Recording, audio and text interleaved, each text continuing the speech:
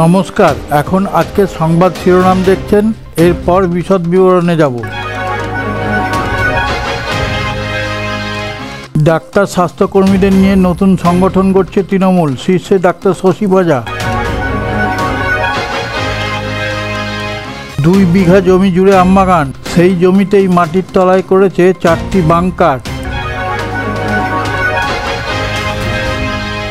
সিমেন্টের পর এবার তামা, আদিত্য বিড়লা গ্রুপের সঙ্গে লড়াই শিল্পপতি গৌতম আদানির।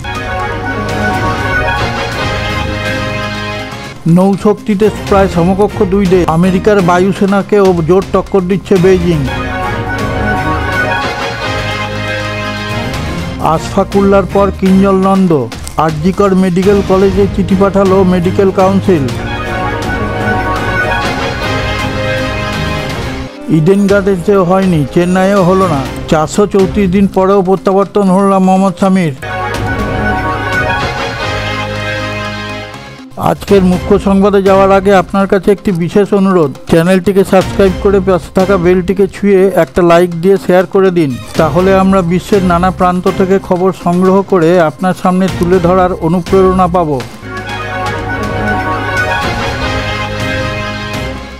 ডাক্তার স্বাস্থ্যকর্মীদের নিয়ে নতুন সংগঠন গড়ছে তৃণমূল। এই সংগঠনের শীর্ষে থাকবেন ডাক্তার শশী পাজা।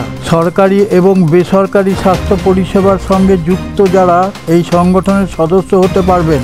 যদিও সরকারি তৃণমূলের চিকিৎসকদের নিয়েই এই সংগঠন তৈরি হয়েছে। Progressive doctors association.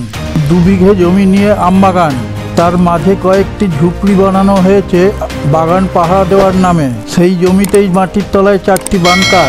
নদিয়ার মাঝদিয়া থানা এলাকায় ভারত বাংলাদেশ সীমান্তে বাংকারগুলি থেকে পাওয়া গেল প্রায় 1.5 কোটি টাকার নিষিদ্ধ কাশির সিরাপ।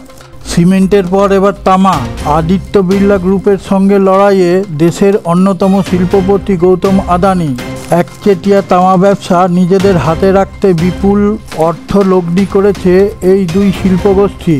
তাদের এই পদক্ষেপ ভারতীয় অর্থনীতিতে গুরুত্বপূর্ণ বলে উল্লেখ করেছেন আর্থিক বিশ্লেষকরা। নৌশক্তিতে সমকক্ষ 2 দেশ, এবার আমেরিকার বায়ুসেনাকেও জোর টক্কর দিতে চলেছে বেইজিং। যুদ্ধ বিমানের সংখ্যার নিরিখে অচিরেই ওয়াশিংটনের থেকে এগিয়ে যাবে বেইজিং। নতুন বছরের গোড়াতেই এই নিয়ে সরকারকে সতর্ক করলেন যুক্তরাষ্ট্রের এক সেনাকর্তা। আশফাকুল্লা নাইয়ারের পর এবার কিঞ্জল নন্দ।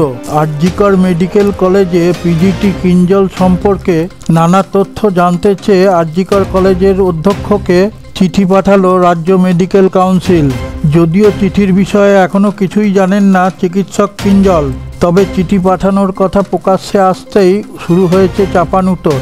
ঘরের মাঠে ইডেন গার্ডেন্সে প্রত্যাবর্তন হয়নি, চেন্নাইয়েও হলো না, 434 দিন পরেও দেশের জার্সিতে দেখা গেল না মোহাম্মদ শামিকে। চেন্নাইয়ে চোটের কারণে দলের 2 সদস্যকে বাদ দিতে বাধ্য হলো সূর্যকুমার যাদবরা। তারপরেও মোহাম্মদ শামিকে নেওয়া হয়নি। আপনি যে জায়গা থেকে ভিডিওটা দেখছেন সেই জায়গার নামটা কমেন্টে লিখে পাঠালে আমরা আপ্লুত হব।